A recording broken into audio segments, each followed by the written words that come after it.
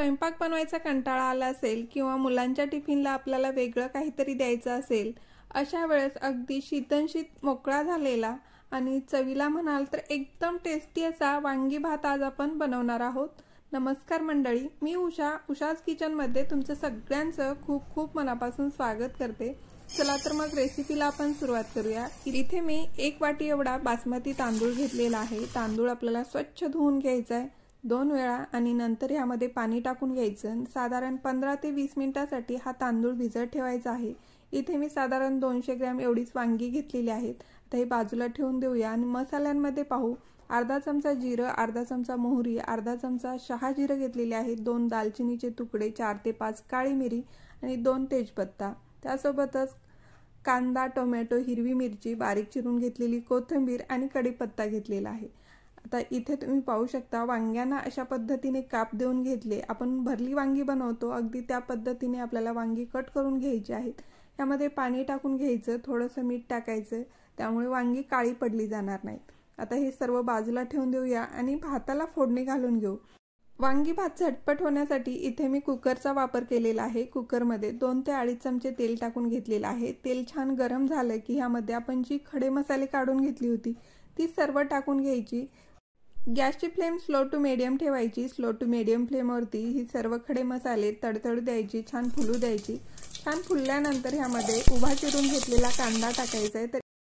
तर इथे मी 1 मीडियम आकाराचा कांदा उभा चिरून घेतलेला आहे, तो टाकला। छान मऊ झाला की त्यामध्ये आलं लसूण कोथिंबीरची पेस्ट टाकून घेतली, त्यासोबतच हिरवी मिरची टाकायची आणि हे सर्व छान आपल्याला परतून घ्यायचं आहे। कांदा छान मऊ पडेपर्यंत परतला की यामध्ये आपल्याला बारीक चिरून घेतलेली कोथिंबीर टाकायची, कढीपत्ता टाकून घ्यायचा आणि पुन्हा हे छान मिक्स करून घ्यायचं आहे, परतून घ्यायचे। तर इथे तुम्ही पाहू शकता छान असं परतलं गेले। आता ह्यामध्ये टोमॅटो टाकून घ्यायचा आहे। टोमॅटो सुद्धा अगदी जाडसर असा चिरून घेतलेला आहे इथे मी। आता या टोमॅटो सुद्धा थोडासा परतला गेला की ह्यामध्ये पाव चमचा हळद, अर्धा चमचा लाल तिखट, अगदी लहान चमच्याने 1 चमचा गरम मसाला, त्याच चमच्याने धने पावडर घेतलेली आहे 1 चमचा, चवीनुसार मीठ टाकायचे आणि सर्व मसाले छान अशी परतून घ्यायचे। फोडणी छान मिक्स झाली की ह्यामध्ये आपण उभे चिरून घेतलेली जी वांगी आहेत ते टाकायचे आहेत। पण आपण ही जी वांगी आहेत ती पाण्यात ठेवली होती, पण ह्यातलं पाणी पडणार नाही असं आपल्याला ही वांगी हाताने उचलून फोडणीमध्ये टाकून घ्यायची आहेत। फोडणीबरोबर ही छान मिक्स करायची आहेत। तर इथे तुम्ही पाहू शकता ह्या फोडणीला अगदी छान असा रंग आलेला आहे आणि सुगंध सुद्धा अगदी छान असा सुटतो। मस्त हे परतून घेतलं, 1 मिनिटभर वांगी आपण परतून घेतली। इथे तांदूळ भिजत घालून साधारण 20 मिनिट झालेले आहेत। साधारण 15 ते 20 मिनिट आपल्याला तांदूळ भिजत ठेवायचे, त्यापेक्षा जास्त तांदूळ भिजत ठेवायचा नाही। ह्यातलं पूर्णपणे पाणी काढून घ्यायचे आणि तांदूळ आपल्याला फोडणीबरोबर छान असा 1 ते 1.5 मिनिटासाठी परतून घ्यायचे। त्यामुळे हा जो मसाला आहे तो भाताच्या प्रत्येक कणाला लागला जातो आणि भात चवीला सुद्धा छान होतो आणि भात मोकळा सुद्धा होतो। आता भाताला छान अशी चटपटीत चव येण्यासाठी इथे मी अर्ध्या लिंबाचा रस वापरलेला आहे। अर्धा लिंबू आपल्याला ह्या भातावरती पिळून घ्यायचंय आणि पुन्हा एकदा हे छान मिक्स करून घ्यायचं आहे। लिंबाच्या रसामुळे भात सुद्धा छान मोकळा होतो आणि भाताला चव सुद्धा अगदी छान येते। हे सर्व छान मिक्स केल्यानंतर ह्यामध्ये आपल्याला पाणी टाकून घ्यायचे।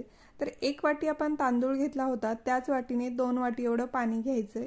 तर पाणी टाकल्यानंतर पुन्हा एकदा छान मिक्स करायचं आहे। आता सगळ्यात शेवटी आपल्याला झाकण लावण्या अगोदर एकदा चव घेऊन पाहायची। जर भातामध्ये मीठ थोडंसं कमी असेल तर मीठ टाकून घ्यायचं आणि नंतर आपल्याला झाकण लावून घ्यायचं आहे। झाकण लावून गॅसची फ्लेम मीडियम केलेली आहे। मीडियम फ्लेमवरती 2 शिट्ट्या काढायच्या। साधारण 10 मिनिट एवढा वेळ लागतो 2 शिट्ट्या काढण्यासाठी। 2 शिट्ट्या झालेल्या आहेत। कुकरच्या 2 शिट्ट्या झाल्यानंतर गॅस बंद करून घ्यायचे आणि कुकर आपल्याला थंड होण्यासाठी साधारण 5 मिनिटांसाठी ठेवायचा आहे। गॅस बंद केल्यानंतर इथे मी 5 मिनिट कुकर थंड होण्यासाठी ठेवला होता। आता आपण चेक करून पाहूया। झाकण उघडून घ्यायचे आणि इथे तुम्ही पाहू शकता मस्त असा वाफळता वांगी भात इथे आपला तयार झालेला आहे। जर आपण असाच भात ठेवला कुकरमध्ये तर तो जास्त शिजला जातो आणि अगदी चिकट असा भात तयार होतो। त्यामुळे कुकर थोडासा थंड झाल्यानंतर अशा पद्धतीने भात मिक्स करून घ्यायचा आहे। जसजसा हा भात थंड होत जाईल तसतसा अगदी शीतनशीत मोकळा हा भात तयार होतो। तर इथे तुम्ही पाहू शकता मस्त असा मसालेदार सुपर टेस्टी वांगी भात आपला इथे तयार झालेला आहे। चवीला एकदम टेस्टी तयार होतो। तर हा वांगी भात तुम्ही जेवण बनवायचा कंटाळा आला असेल अशा वेळेस बनवू शकता, मुलांच्या टिफिनला देऊ शकता। तर अतिशय सोपी रेसिपी आहे, घरी नक्की ट्राय करा। रेसिपी आवडल्यास लाईक करा, जास्तीत जास्त रेसिपी तुमचा मित्रपरिवार नातेवाईकांबरोबर शेअर करा। उषा's किचनला सबस्क्राईब करा। अशाच एका छानशा रेसिपी सोबत आपण लवकरच पुन्हा भेटू। धन्यवाद।